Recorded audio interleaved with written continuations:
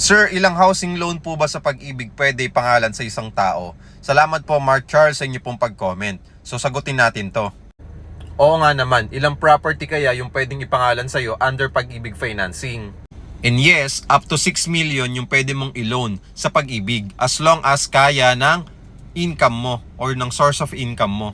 Kung kaya mo naman mag-loan ng different properties ng total ay 6 million, walang problema doon. As long as kaya mong bayaran ng sabay-sabay yon.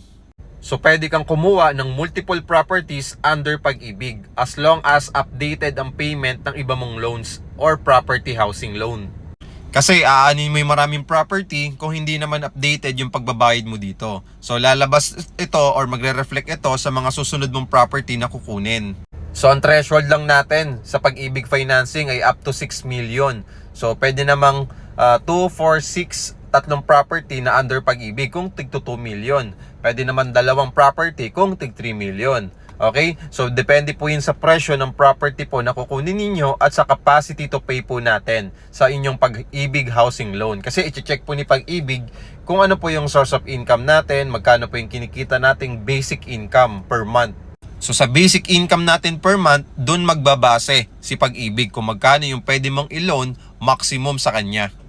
Katulad sa amin, ang minimum basic income na kailangan sa 10,000 cash out only promo natin kung true Pag-ibig ay nasa 54,000 pesos. Kapag bitin yung income mo sa 54,000 pesos, pwede kang kumuha ng co-borrower or co-owner mo.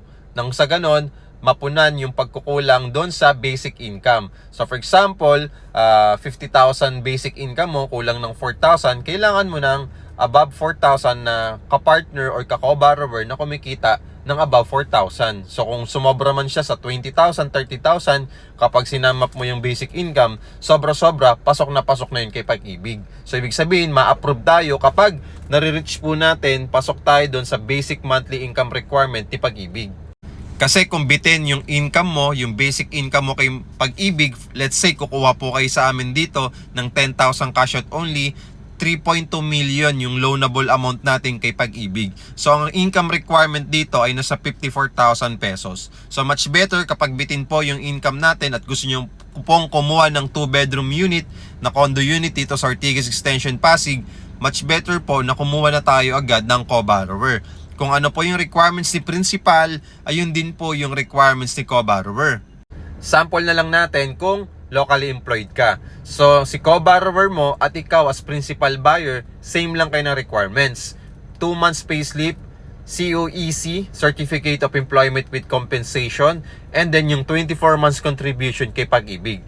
The rest, basic requirements na like birth certificate, 4 pieces 1x1 picture, 2 valid government IDs, and TIN number or TIN verification. So ito yung mga kailangan nating requirements for the locally employed kapag Pag-ibig financing. So sana po nasagot ko po yung tanong nyo, Sir Mark Charles. Salamat po sa pag-comment and make sure po na mag-heart po kayo sa video ko and mag-follow at mag-message po kung interested po kayo.